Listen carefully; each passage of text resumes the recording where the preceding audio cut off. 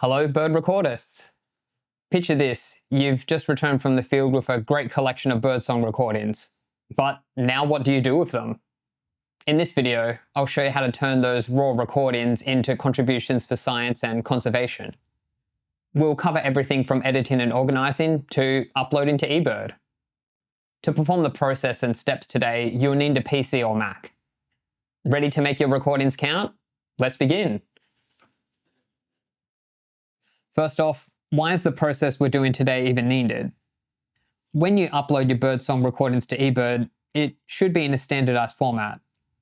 This makes it easier for others to listen to, and importantly, it makes it easier to train the Merlin app's birdsong identification feature, which I know many Australian bird watchers would really like to see more species and improved accuracy. If there's just one thing that you take away from this video, it should be that the goal of recording birds is to actually upload those recordings. There wouldn't be much point of spending all that time and effort to get those recordings for them never to leave your device. By the way, if you're thinking, I don't have all this high quality recording equipment, I just have a mobile phone, or when I record birds, it's always a bit noisy, I can't get that crystal clear recording, that's totally fine. Every recording you upload counts, and every contribution helps and is appreciated. The steps we'll be performing today are downloading, organising, editing, and uploading. But before we do that, we need to revisit a few things in the recording process. I won't be going into the full detail of the recording process in this video, but if you'd like to learn more about that, check out the video notes. For now, here's some essential recording tips that will help you during the process we're doing today. 1, we want recordings to be 5 seconds or longer. 30 seconds is best. 2, the target bird should be audible. 3, make a voice announcement at the end of each recording. This should include the target bird, the date, time, location, and any strange behaviours that the bird might be doing. And 4, if you're using your mobile phone to record, I highly recommend using the Merlin app, as this automatically uses the best settings. You can always use another app, but just make sure that it's recording with the high quality settings.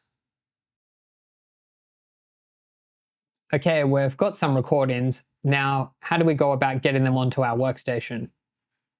The most common way to do this is, for recorders like this, you want to transfer your recordings via USB. Once you plug it into your workstation, navigate to the folder and drag off the recordings. For mobile phone recordists, most people transfer their recordings wirelessly. So iPhone and Mac users are going to be using AirDrop.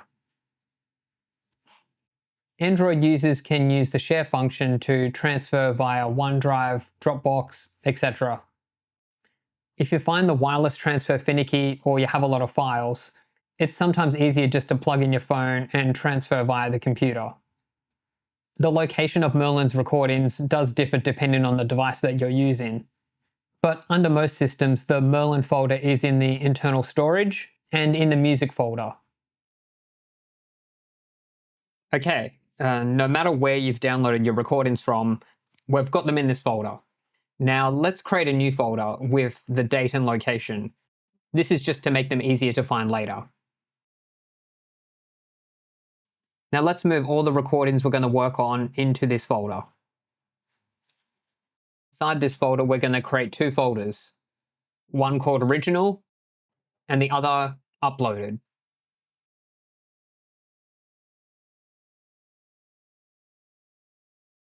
Before we dive in further, we need to set up our workstations so we can do the editing.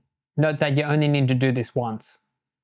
The software we'll be using today is OcenAudio. It's free for Windows and Mac users. Download now and come back. Keep in mind that you should be downloading via the web page. Recorders have told me that if you try to download this via the Apple Store, you may be asked for money. Okay, once it's downloaded, do the install just like any other application. The defaults are fine. Once the install is complete, open up OcenAudio via the Start menu or the Apple front screen. Okay, the application's installed and ready to go. Before I describe the interface, we need to make a few small tweaks. So we want to go up to the menu bar and then click Edit, and then scroll down to Preferences. And we want to look at the spectrogram section. So this is how the interface will display the spectrogram.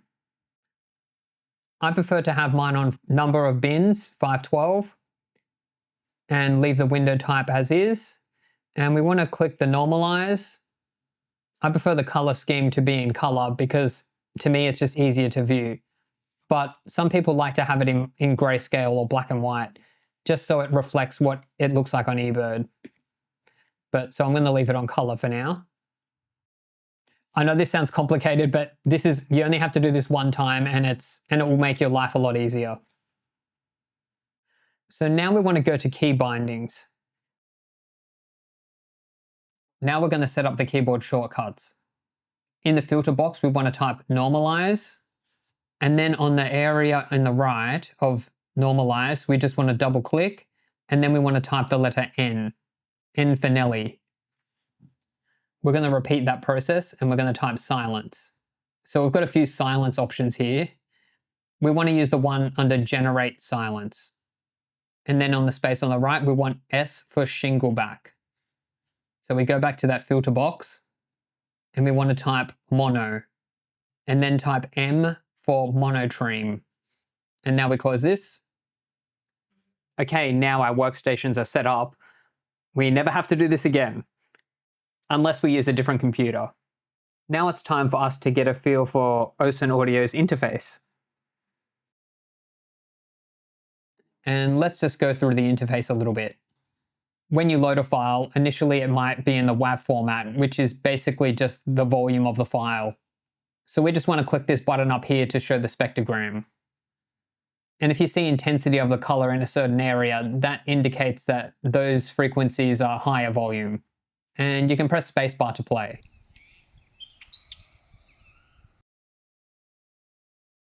Okay, the first part of organization is to rename our files to include the target bird. Let's start by opening the files in our working directory. Remember earlier how I said in recording, if you add your voice note at the end, it makes your life a lot easier? Well, this is where it helps. If you have the voice note, you can jump straight to the end and then you know your target bird straight away. Otherwise, you might have to listen to the whole recording to figure out what you're doing.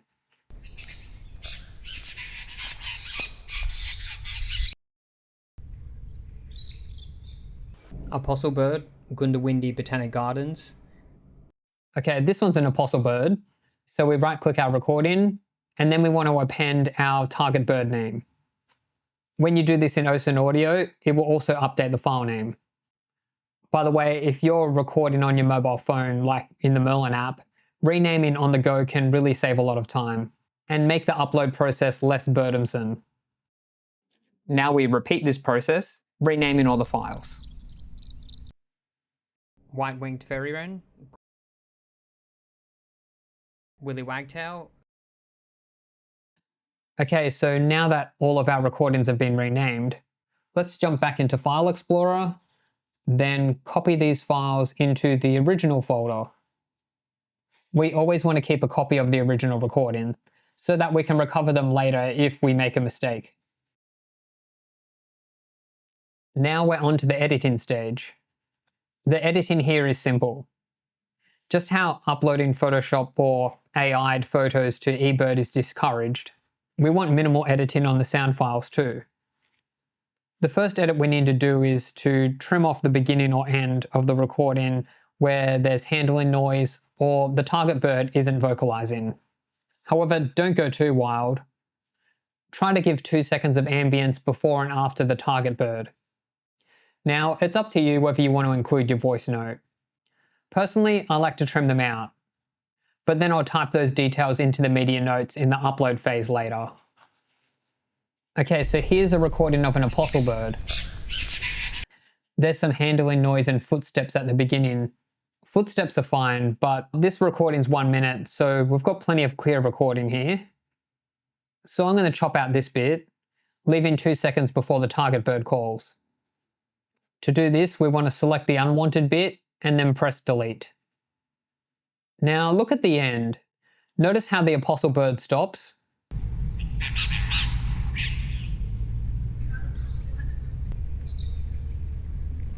It's some lorikeets. I don't need them in there. So 2 seconds after the final apostle bird call, I'm just going to chop off the rest. Notice how in the middle there's a bit of traffic noise? We never want to trim out anything in the middle, except in certain circumstances. Which leads us to the use of silence. When adding silence into a recording, it means that it's not a true representation of time, so it's not a continuous recording. You should only use silence when one of the following is true.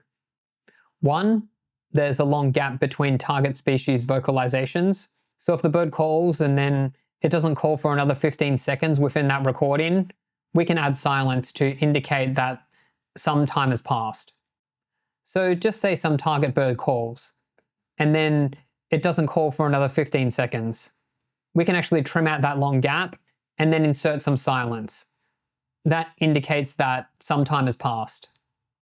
Number 2, there's an audible conversation of sensitive nature, or there's swearing involved. General or inaudible conversations perfectly fine, just as long as the target species can actually be heard. And 3, there's something significantly louder that comes into the recording. So something like a car horn that's close to the microphone. Here's an example. This is a white-winged fairy wren recording. It's a bit soft, but in the middle we have someone making some vulgar comments that would rather remove. Also notice that the volume in this section is significantly louder. This is going to cause problems for us later when we try to normalize the recording. Okay, let's select the part that we don't want and then go to the menu and go Generate Silence, or S on the keyboard shortcut. And we want to add 1 second. Okay, now the offending section has been removed and replaced with 1 second of silence.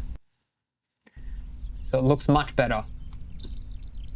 Please note that Cornell recommends using silence only in the circumstances that I mentioned just before. If your recording is starting to look like Swiss cheese, just say it's a 30-second recording with more than 3 silences, you might want to consider going out into the field and getting another recording of that bird. Maybe.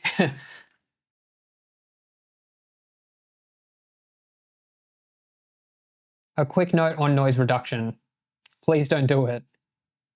We also discourage the use of high-pass and low-pass filters when possible. These operations remove data from the original recording, which might not be detectable by the human ear, but this data could still be useful sometime in the future. Remember, our contribution as recorders is to provide recordings. It's far better that you spend time recording and uploading rather than trying to make a spectrogram look pretty and perfect.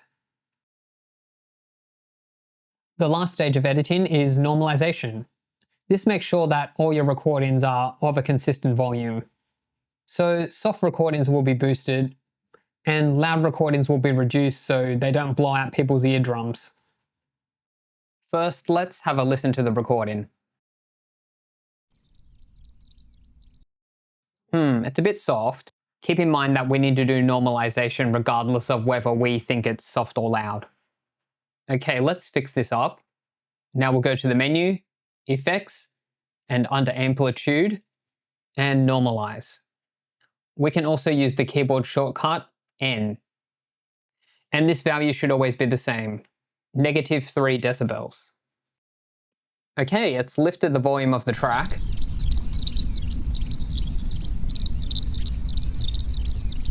And even though we can see a bit of noise has been introduced, we can hear our target bird much better now. Before we finish, if your recording has 2 spectrograms, that means your track is stereo. So we want to make that mono. So we can use the shortcut M or go Edit, Convert to Mono. Okay, now we can save. Remember, our original recordings have been copied to a safe place. So all we need to do here is File Save, or you can use the shortcut Control S. If you happen to be working on an original file and you want to save elsewhere, make sure you use Save As instead. And you want to make the format linear PCM, 32-bit, and if you're prompted, use rectangular dithering. Our edits have been saved. Okay, now the recordings are edited and ready to go. It's time to upload them. First, we need to jump into the associated eBird checklist where we took the recording. Click Manage Media, and now you can either drag your recordings onto that bird or click the Add button. After the file is added, it will take several seconds for the spectrogram to appear. In the meanwhile, let's have a look on the right. We need to fill out these details. So in the media notes, we want to type in any details about that particular recording. Whether the bird was doing anything strange or the vocalization is a bit different or something like that. So this is where if you've chopped out your voice note, you can add those details into the media notes here. Also, if you added any silence, add in here why you did that. Now that the recording has been processed and we have a spectrogram, let's listen through. We want to note any additional species that are found in the recording. Listing the additional species is really useful for the annotators, particularly if it's a species that sounds similar to another one. Keep in mind that while the additional species are useful to us, it's not a requirement. Don't feel pressured to identify every additional species in the recording. So this recording has rainbow lorikeets and apostle birds. Next, we want to tick the type of vocalization it is, like their song, call, or duet. If you don't know the difference, move your mouse cursor over to the right and there's a little information bubble. This will give you definitions of every field on this form. Okay, next is the playback section. So playback is when you played a recorded bird to the target bird to make it vocalize. So here we just want to indicate whether we did that or not. Just note that when you use playback, the bird's response may be a bit different as from if it was vocalizing normally. You can also add any age or sex related information. Next, we want to rate our recording. This allows people to know the quality of the recording without having to listen to it. In a 5-star recording, the target bird will be clearly audible with not much background sound. Conversely, in a 1-star recording, the target bird is hardly distinguishable. Keep in mind that Cornell uses recordings of all quality levels to train Merlin Sound ID. So even if your recording isn't perfect, it's still valuable to upload. Almost there. We select any behaviors the bird was performing. Finally, we fill out any equipment we're using to get the recording. And we click done and move on to the next species. After you've gone through and uploaded all those recordings, jump back to your working folder. And then we want to move those files that we've uploaded into the uploaded folder. This way we know which ones have completed. That's it. Now you can download, organize, edit, and upload your recordings to eBird. Before you head off, I want to thank you for contributing to the Merlin Sound ID project. I know recording and this process do take a bit of time, but with wildlife and environmental protection slip-in, your recordings really do help. Getting Sound ID working not only lifts the public appreciation of birds, it gives us solid evidence for conservation, the kind that can genuinely shift outcomes for wildlife. This project isn't something that a small group of people can do alone. It's people like you, no matter the size of your contribution, who can drive real change. There might not be many of us recording bird songs at the moment, but from your efforts and those of the other recorders across Australia, one day we're going to get Merlin Sound ID to work against every Australian species. Wrapping up, I look forward to listening to your recordings. Happy bird watching, and I'll see you next time. Bye!